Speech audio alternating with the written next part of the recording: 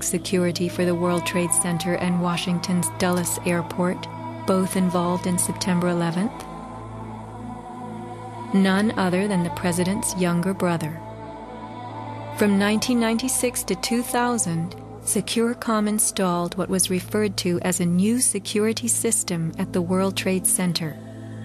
Wirt D. Walker III, a cousin of the Bush brothers, was CEO of Securacom from 1999 until 2002.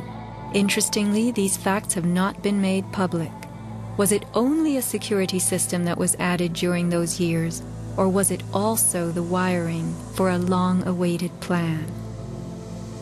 Scott Forbes, an IT specialist in a firm that had leased space in the South Tower since its erection, reported an unprecedented power down in his building for almost the whole weekend prior to 9/11. We were notified 3 weeks in advance of the power down by the Port Authority.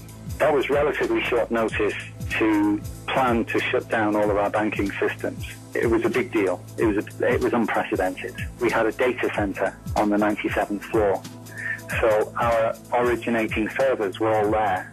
During that weekend, the power down meant that there was no security. The doors were all open, basically. And also the security video cameras were all off. But there were guys in overalls carrying huge toolboxes and reels of cables walking around the building on that weekend. Employees were notified that internet cables were being upgraded. But who were the strange workmen, and what were they really doing? All the power was shut down. If there was a power down, that meant that everything was gone in terms of security, in terms of access to the building, so anybody could have gone there and do any kind of setup. Having worked overtime to get his company's servers back up, Scott took the day off on September 11th. As he watched the towers collapse from New Jersey that morning, he was sure this had been the purpose of the mysterious weekend work. Scott notified many authorities, including the 9/11 Commission, about the unusual and lengthy power outage, but was ignored. Ben Fountain of Fireman's Fund spoke of unusual evacuations ordered at the Twin Towers during the weeks before September 11th. Others reported that the security alert was inexplicably lifted 5 days prior and bomb-sniffing dogs were removed. What would the dogs have discovered had they remained on duty?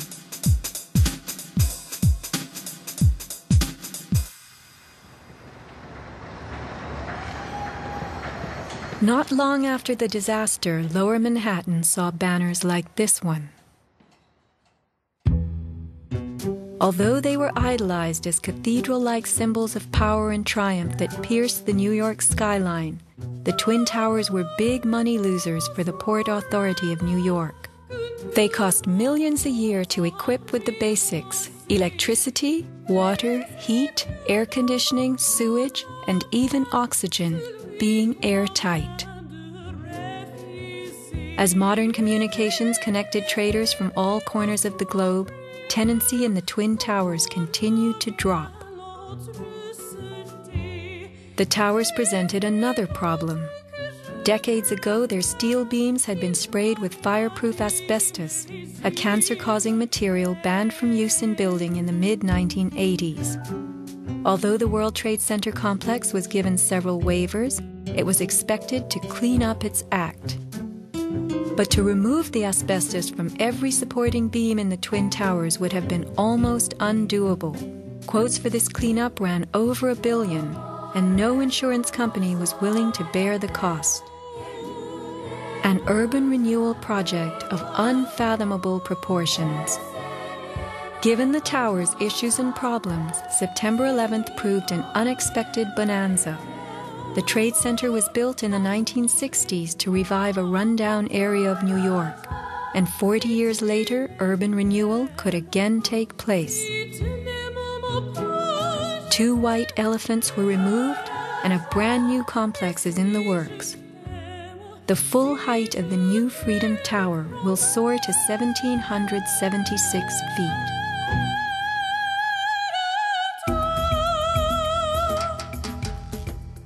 The suffocating dust that engulfed Manhattan was much more than dust.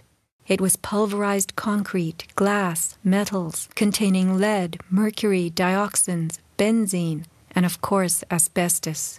None of that was healthy for any living thing.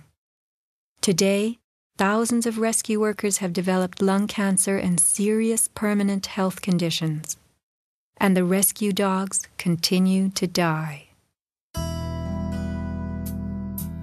What you had was a ground-level municipal incinerator that smoldered for months, burning up the most heavily computerized building in the world.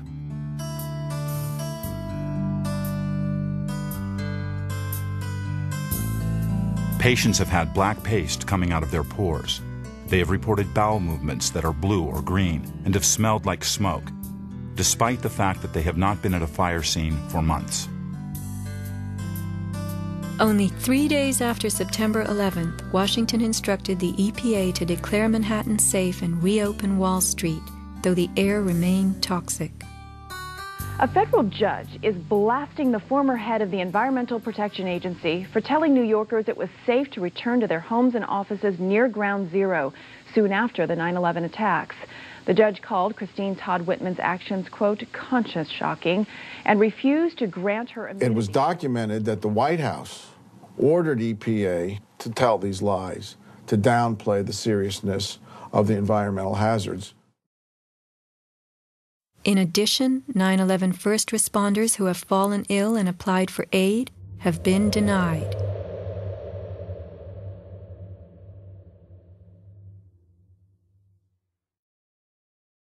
Asbestos plays a part in the myth of why the Twin Towers fell on September 11th.